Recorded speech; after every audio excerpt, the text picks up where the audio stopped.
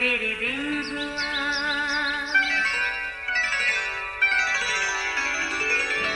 नया फिर दिन हुआ, पुरानी रात का करे सो शुक्र हम खुदा की जात का, खुदा की जात का, नया फिर दिन हुआ। आज की आयत। मगर यीशु ने कहा, किसी ने मुझे छुआ तो है, क्योंकि मैंने मालूम किया कि कुव्वत मुझसे निकली है। लूका 8 बाब 46वीं आयत। अजीज़ों, बहुत अरसा पहले मैंने एक वाक़या पढ़ा था, अब कहीं भूल चूक हो जाए तो माजरत, मगर लुब्बे लबाब अब भी अच्छे से याद है, जो असल में गौर तलब है।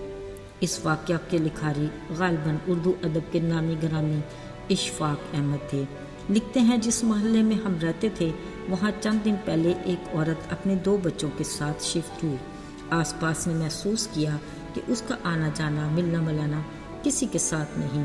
हाँ, अक्सर उसके बच्चे गली में खेलते नजर आते हैं, जिनको वो कभी झांकी भी लगाती है। ऐसे में जिसकी नज़र उस पर पड़ी, महीन कतान अजीब सा लिबास में मलबूस, हैरत ज़दा हुआ। हाँ, एक बात और, अक्सर उसके घर में कुछ देर के लिए ऊंचे म्यूज़िक की आवाज़ भी सुनाई देती। अब तो वो गोया मोहल्ले वालों के लिए एक मुइम्मा बन गई। हर कोई तजस्सुस में रहता और अपनी सोच के मुताबिक एक राय कायम कर लेता। अचंभे की बात यह भी कि महीने में 1-2 बार एक शख्स उसके घर में आता देखा गया, जो चंद घंटों के बाद वापस चला जाता। मुख्तसर ये कि उस औरत के लिए कोई भी अच्छी राय नहीं रखता था। फिर हुआ ये कि चंद महीनों के बाद वो फिर कभी नजर ना आई। एक दिन मोहल्ले के चंद मुअज़्ज़िज़ीन गली से गुजरते मकान मालिक से मिले। तंजिया पूछा, जनाब, अच्छा हुआ आपकी किराएदार वो औरत यहाँ से रुखसत हुई। अरे भाई, शरीफों का मोहल्ला है, कुछ ख्याल किया करें। अजीज़ों, फिर जो मकान मालिक ने बताया, सब एक दूसरे से मुंह छुपाने लगे। पता चला वो एक बेवा औरत थी जो शदीद जिल्दी मरज़ का शिकार थी।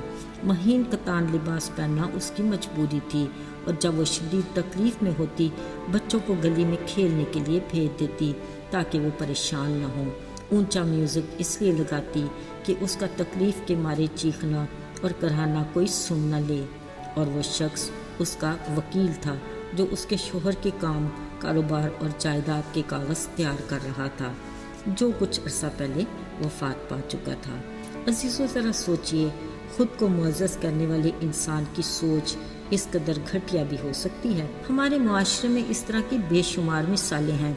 हम किसी की ज़ाहिरी हालत को देखकर किस तरह हतमी राय कायम कर सकते हैं, पर यही हमारा वतीरा है। अजीज़ों, क्या ही अच्छा हो कि हम रोने वाले के पास बैठकर पूछें कि उसके आंसू छलकने की वजह क्या है। जब भी हमें उसके दुख का अंदाज़ा होगा, वरना समंदर के किनारे खड़े होकर उसके बारे में कुछ भी कहना महज हमाकत है। अजीज़ों, यीशु मसीह की ज़मीनी ज़िंदगी के दौरान कुछ ऐसा ही वाक़या पेश आया। कलाम मुक़द्दस के मुताबिक यीशु मसीह जहाँ भी जाते, उनके साथ लोगों की एक बड़ी भीड़ हमेशा रहती थी। कुछ अपने बीमारों को लेकर आते और कुछ घर में पड़े बीमारों के लिए यीशु को साथ ले जाने की मिन्नत करते, और कुछ फ़कीर फरीसियों को मालूमात फराहम करने के लिए उसकी हरकत और सकनात पर नज़र रखते, और बहुत से उसकी बातें सुनने के ख्वाहिशमंद भी होते। आज भी वो बड़ी भीड़ के हमरा इबादत खाना के सरदार के घर की तरफ रवां दवा था। इस वक्त उनके साथ वो सरदार भी था, जो अपनी बीमार बेटी की शिफा के लिए यीशु को अपने घर ले जाना चाहता था।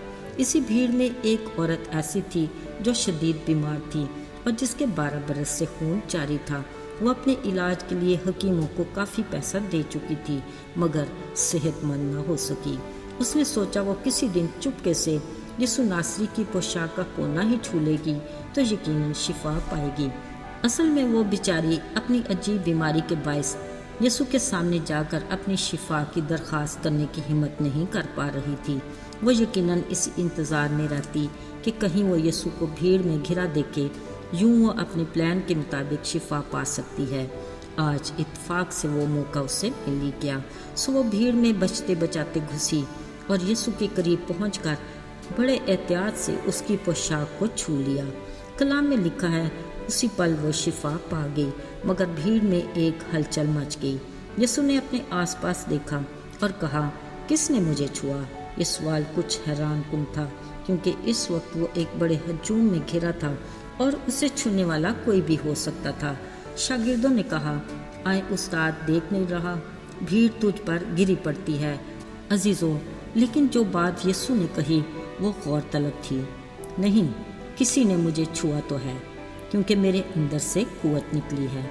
अब जब उस औरत ने देखा कि मैं छुप नहीं सकती, सो डरते कांपते यीशु के सामने जाने की हिम्मत कर ही ली।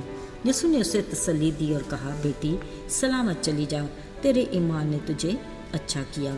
अजीज़ों, ज़रा सोचिए, यीशु की रफ़ाकत में किस कदर इत्मीनान और उसकी बातों में कैसी तसल्ली है। वो सब जानता था कि क्या हुआ।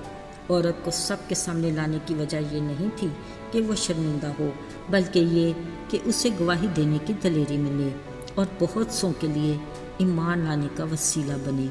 अजीज़ों, हमारी ज़िंदगी में भी बहुत से ऐसे मौजज़ात होते हैं जिसके लिए पीछे छुपने छुपाने की ज़रूरत नहीं, बल्कि खुलकर गवाही देने की ज़रूरत है, ताकि खुदा के नाम को जलाल मिले। आइए दुआ करें। जलाली आसमानी बाप, लश्करों के रब, हम ईमान रखते हैं कि तू जिंदा खुदा है, जो हमारी सुनता है और जवाब भी देता है, क्योंकि तू बाइख्तियार है। हम किस कदर मुबारक हैं कि तू हमारा बाप है। हमें इस रिश्ते में जोड़े रहने का बड़ा फजल दे, ताकि हम तेरे नाम की गवाही देने के लायक हों। यीशु के पाक और मुबारक नाम में आमीन।